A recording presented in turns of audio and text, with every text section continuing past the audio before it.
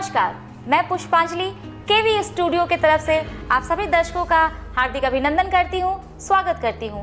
आज हमारे बीच एक ऐसे अतिथि उपस्थित हैं जो बहुत ही कम उम्र में छात्र राजनीति में सक्रिय हुए और आज जन अधिकार पार्टी में कार्यकारी छात्र जिला अध्यक्ष हैं। तो आइए मिलते हैं मुकेश कुमार उर्फ अमन जी से। अमन कुमार जी, हमारे केवी स्टूडियो में आपका स्वागत है। नमस्कार। मैं सबसे पहले रोशन सर को धन्यवाद देना चाहता हूं कि बेगूसराय में उन्होंने एक मंच तैयार किया, जो कि मैं एक युवा होने के नाते आज इस मंच पर अपने बात को रखेंगे, जो उन्होंने एक मौका एक युवा को दिया। अच्छा, सबसे पहले ये दर्शकों को बताइए कि आपका छात्र राजनीति में पदार्पण कैसे हुआ? देखिए, सबसे पहले हम लोग कॉलेज जाया करते थे तो बहुत कठिनाई को सामना करना पड़ता था। देखते थे छात्र लोग को इधर से उधर भटकते और कई टीचरों के द्वारा या कुछ लोगों के द्वारा नहीं सुना जाता था। उसके बाद हम लोग ने सोचे, देखा कई छात्र संगठन को नहीं कुछ कर रहे थे, तो आगे हम लोग को एक प्रयास हुआ। हम लोग अपने साथी के साथ विचार किए क्या आगे क्या करना है। तो उसके बाद हम सभी लोगों ने बैठ के एक मंच तैयार किया। तो हमको एक नज़र आए पप्पू यादव जी, और हम लोग ने उनके संगठन में शामिल हुए और उस दिन से छात्र राजनीति में हम आए। तो नामांकन के समय, चूँकि मैं भी जानती हूँ कि महाविद्यालय में नामांकन के समय बहुत सारी परेशानियों का सामना करना पड़ता है, तो आपको किन किन परेशानियों का सामना करना पड़ा जो आप छात्र राजनीति में आए? बहुत परेशानियों का सामना करना पड़ा, ताकि छात्र लोग को यहाँ से हमारा विश्वविद्यालय दरभंगा पड़ता है, लेकिन बहुत कठिनाई होता था, यहाँ जाना पड़ता था, यहाँ टीचर लोग नहीं सुनते थे। इसी कारण को लेकर हम लोग को राजनीति में आना पड़ा। आपको ऐसा क्यों लगा कि छात्र राजनीति में आने के बाद ही इन समस्याओं को दूर किया जा सकता है? देखिए, समस्या तो बहुत दूर हुई जब से हम लोग छात्र राजनीति में आए। तो इसके लिए छात्र के हक के लिए हम लोगों ने लड़ाई लड़ा।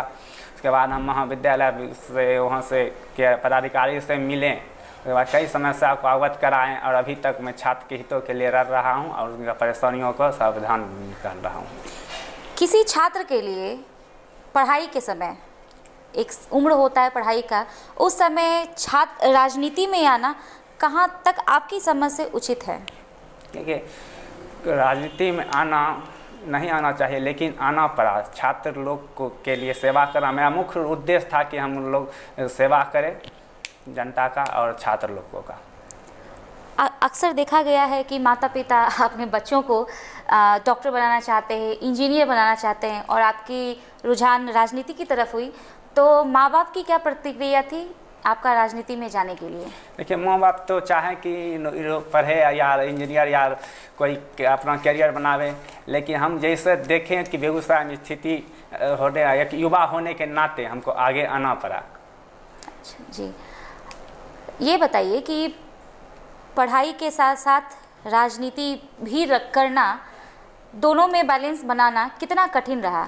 कठिन तो बहुत है, अभी भी चल रहा है, लेकिन हम लोग दोनों समस्या को झेलते हुए मैं हेल्प भी कर रहा हूँ, तो छात्र का समस्या भी सुन रहा हूँ, पढ़ाई पर भी ध्यान दे रहा हूँ।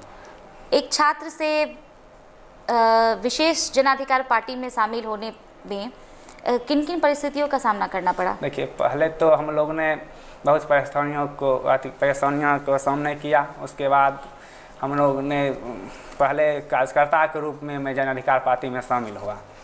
अक्सर देखा गया है कि माता पिता अपने बच्चों को डॉक्टर बनाना चाहते हैं, इंजीनियर बनाना चाहते हैं, और आपका रुझान राजनीति की तरफ था, तो आपके माता पिता की और अन्य सदस्य की क्या प्रतिक्रिया थी आपके लिए?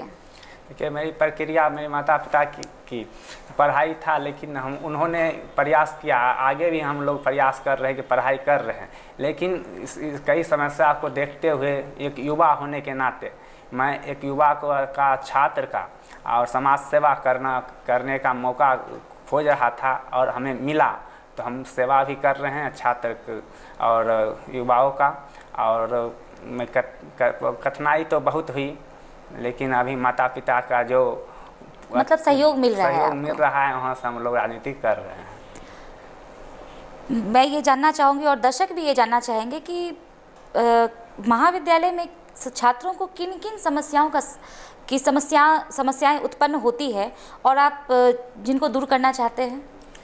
कई समस्या है, एडमिशन में होता है, उसके बाद किन्हीं का फॉर्म वो नहीं भरा जाता है, लेट हो जाता है, तो भटकते रहते हैं छात्र लोग। तो मेरे पास जो छात्र लोग आते हैं या हमको पता लगता है तो हम उनसे कांटेक्ट करते हैं, महाविद्यालय में जाकर उनका समाधान करते हैं। तो आप इस क्षेत्र में कब आए? इस क्षेत्र में 2014 में हम राजनीति में आए, छात्र संघ राजनीति में। उसके बाद हम जन अधिकार पार्टी का सदस्यता लिए। तो आपको क्या लग रहा है कि 15 से अब तक किन किन समस्याएं, कौन कौन सी समस्याएं दूर हुई हैं? समस्या तो बहुत दूर हुई है छात्र संघ की। हम लोग तो अगले साल भी मांग उठाए थे कि बेगूसराय में विश्वविद्यालय का स्थापना हो, और कई संगठनों ने साथ दिया। अभी भी लड़ाई लड़ रहे हैं। उसके बाद 2016 में इंटर तोपर घोटाला हुआ, इसके में भी हम लोगों ने सहयोग पूरा किया। क्योंकि छात्रों की समस्याएं विद्यालय और महाविद्यालय दोनों से होती है, क्योंकि हमारा मिथिला यूनिवर्सिटी काफ़ी दूर है यहाँ से, तो दोनों से होती है। तो उसमें आपका क्या योगदान है, क्या करना चाहते हैं इस क्षेत्र में? हम इस क्षेत्र में हम यही सरकार से बार बार मांग कर रहे हैं कि अभी भी मांग कर रहे हैं कि बेगूसराय में एक महाविद्यालय जो जीडी कॉलेज है, इस दिनकर जी का धरती पे एक स्थापित विश्वविद्यालय हो, ताकि छात्र को परेशानियों से दूर हो, नहीं जाना पड़े मिथिला।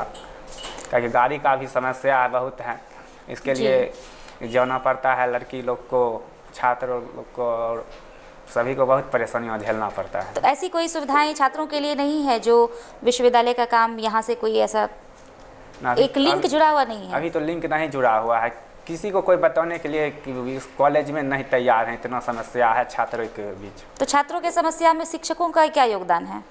ये एक योगदान है, जब हम लोग आवाज़ उठाते हैं तब शिक्षक लोग आगे आते हैं। मतलब बिना आवाज़ उठाए शिक्षक भी नहीं सुनते हैं? नहीं सुनते। आपके कहने का तात्पर्य ये है। चलिए, अच्छा अमन जी, ये बताइए कि आप जन अधिकार पार्टी में जुड़े तो आपको ऐसा क्यों लगा कि सिर्फ इसी पार्टी में जुड़कर आप समस्याओं को दूर कर सकते हैं? देखिए, जन अधिकार पार्टी एक ऐसी पार्टी है कि चाहे वह कोई भी व्यक्ति जाके राष्ट्रीय अध्यक्ष से मिल सके।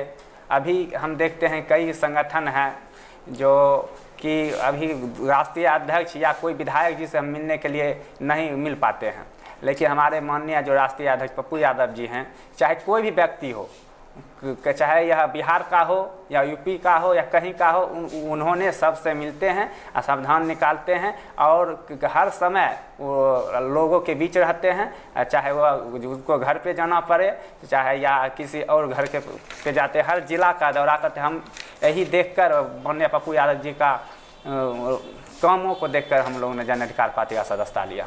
तो अभी आप जन अधिकार पार्टी में कार्यकारिणी जिला अध्यक्ष हैं, तो आपकी आगे की क्या रणनीति है?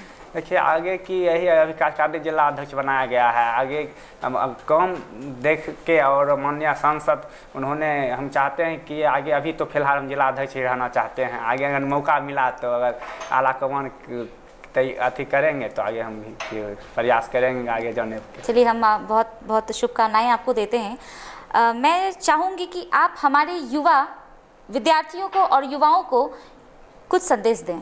हम युवाओं को यही संदेश देना चाहते हैं कि अभी तो ऐसा कोरोना महामारी है, अपने घर पे रहे, अपने घर पर ही रह के तैयारी करें, ताकि उनको आगे एग्जाम में या कोई कठिनाई नहीं हो। अभी तक तो आपने छात्रों की समस्याओं को बताया है, क्योंकि अभी हमारे बिहार में महाविद्यालय और विद्यालयों में भी शिक्षकों की काफ़ी कमी है।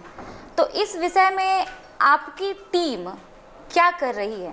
देखिए, हम महाविद्यालय हो या हर कॉलेज हो, सभी कॉलेजों में टीचर की कमी है और हम लोग मांग उठा रहे हैं सरकार से कि हर कॉलेज में टीचर की बहाली हो, नियुक्ति हो, ताकि हमारे छात्र लोगों को परेशानी ना ही हो पढ़ाई करने में या अन्य समस्या को सामना करना पड़ता है।